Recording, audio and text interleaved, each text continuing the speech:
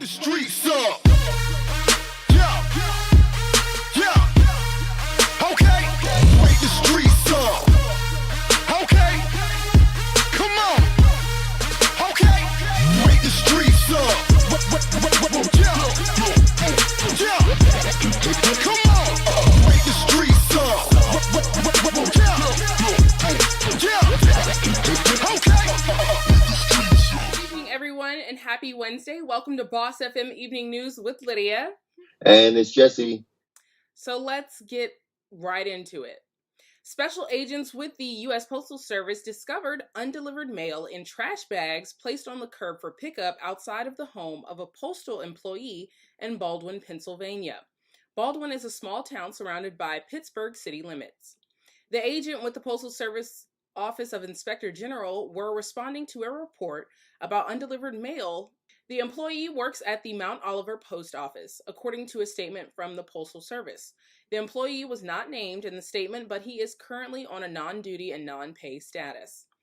USPS OIG special agents recovered several different classes of mail, including business mail, flats, and small amounts of first-class mail. Special Agent Scott Balfour told CNN in a statement, "We are expecting to perform a piece count of the mail today and make arrangements to have the mail delivered to customers as soon as feasible." Balfour noted that the Postal Service has 630,000 employees, and the majority of them are hardworking and trustworthy individuals who work around the clock to deliver the nation's mail. Incidents of this nature are exceedingly rare when put into context. And on to some political news. Miss Amy Coney Barrett. Today was the third day of the hearing for the Supreme Court nominee, Amy Coney Barrett. This will be the second day senators get to ask her questions that involve the concerns and the positions she is set to replace. Yesterday was a necessary 11-hour hearing where she was challenged. So far today, the main questions asked from senators were on topics such as the Affordable Care Act, the cameras in the court, presidential pardons, and on voting. After facing a barrage of questions over the past 2 days from Democrats about her past writings and comments taking issue with rulings upholding the Affordable Care Act, Barrett was asked today, did she ever write or speak out against the ACA? Barrett said her past criticisms of the ACA ruling was when, quote, "I was speaking as an academic." Asked if she has ever spoken in favor of the ACA, and she said, "No, I have never had a chance to weigh in on the policy question." As far as the cameras in court go, Barrett was asked how she feels about allowing cameras into the Supreme Court, which historically has not allowed recordings, but is currently allowing a live feed of audio as justices work remotely during the pandemic.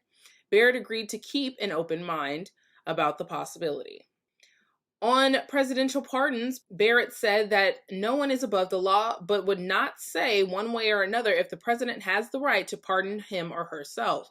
On pardons, she said, that question has never been litigated. And she said she couldn't answer, quote, because it would be opening on an open question when I haven't gone through the judicial process to decide it. It's not one in which I can offer a view, end quote. And then on the subject of voting, Senator Amy Klobuchar pressed Barrett on another legal controversy ahead of the election, asking the judge whether the mail-in voting was essential for millions of Americans in the middle of the coronavirus pandemic. Barrett did not engage, saying she did not recall if she had previously voted by mail. That's a matter of policy on which I can't express a view, Barrett said.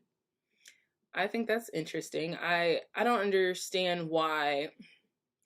I know it's politics, but why are the answers so broad? I mean, if you have common sense, you would know if mail-in voting was or was not essential to Americans, which at this time that there is a pandemic, it is definitely essential. And I don't know why this is such a big deal, because people have voted by mail in the past for years. This is not something that's new. Now it is needed more than ever because of the pandemic.